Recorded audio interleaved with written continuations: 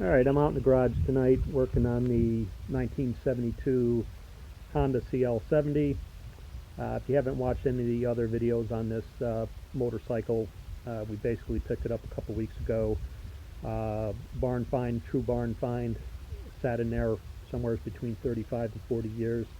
From what I can gather from the previous owner, it's sat since around 1980 to 82, give or take. Low mileage bike, 681 miles.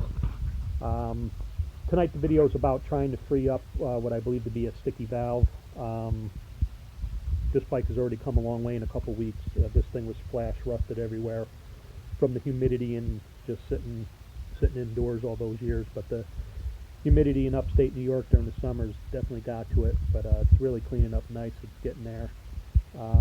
But anyway, our goal with this bike is basically to get it cleaned up and running, do everything mechanical that it needs, the brakes, get them working or replace if necessary, lubricate all the cables, clutch cable, brake cables, etc., everything mechanical, and clean it up and make it look nice.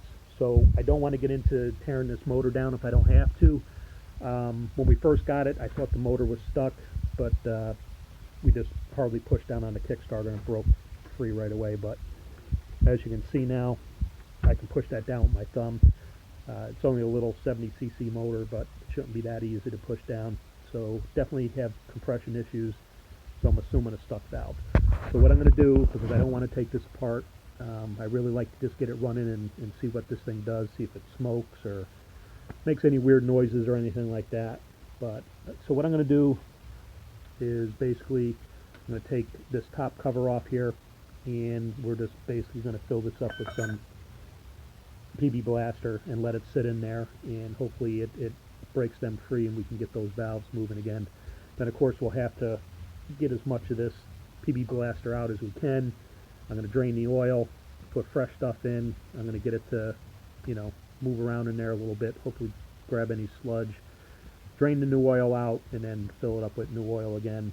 And then of course we got to rebuild the carburetor, the petcock. We got a few other things to do, but I'm hoping to get this thing started as is. So anyway, I just want to make a quick video on basically just filling this guy up, and we'll come back tomorrow and I'll finish up this video, and with any luck we'll get those valves to break free. 17mm. So I got a little less than half in there. I'm going to use it all, but I'm going to work quite a bit in there and just try to get a little bit of hopefully make those valves. Again, obviously we're going to get the majority of that out of there before we start up, but I'll definitely go for it afterwards. Hopefully it does trick. I'm not going to shy with the amount I put in there. It's like $5 a can. I'll use 2 valves worth. I can get this break free. I think 2 valves well spent.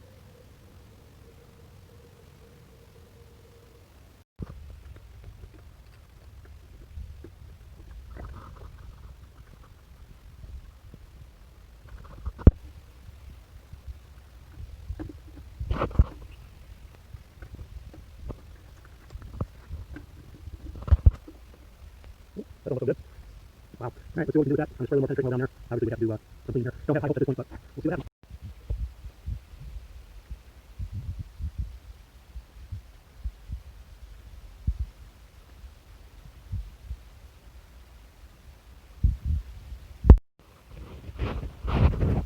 Alright, so we got this filled up with penetrating oil.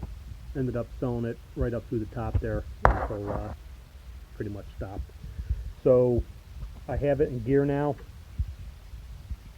and it's definitely stuck. So we're going to let that sit for like 24 hours, and we're just going to see what happens. Like I said, I know this isn't going to work miracles, but hopefully it'll free it up and see if we can get this thing started. Alright, back out in the garage. Been about 18 hours. I didn't quite wait 24, obviously, but went to go push on the kicker, still stuck. So I took off the cover to look at the timing chain, see if I'm getting any kind of movement out of that or anything. If you ever need to take that off, there's a round cover for here. I'll show you that.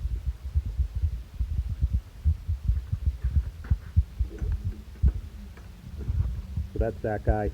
That'll be on the other side, obviously. And on this side right here, there's a bolt that goes all the way through. So don't try to pry this off. A lot of people do that. All you got to do is take this bolt out from the other side, which is right here next to the spark plug, and you still might have to tap on this cover a little bit because there's a gasket, but it'll come right off after that. But anyhow, didn't see anything fancy in there. You know, definitely hung up. So I was getting ready to write it off, but then I said, you know what, I'll take the flywheel cover off and see if I can get on the main nut here and see some corrosion there. But sure enough, that did the trick. I didn't want to put a lot of pressure on it just in case I can save it the way it is and I want to bend the valve or break something, but it actually really didn't take much effort. That it's got the breaker bar on here and freed it right up. See that chain moving now.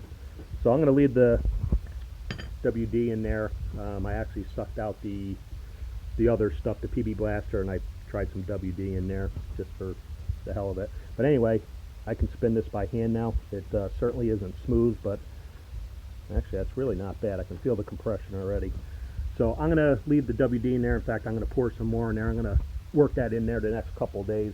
It certainly didn't rebuild the motor by breaking this thing free. I'm sure it's still pretty cruddy in there.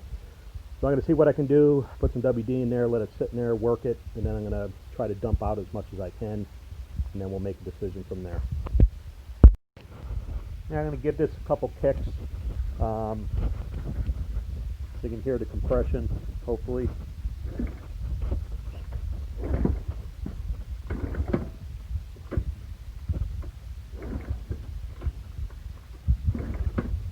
So definitely got some compression now. So hopefully that's going to do the trick and get us out of trouble for now.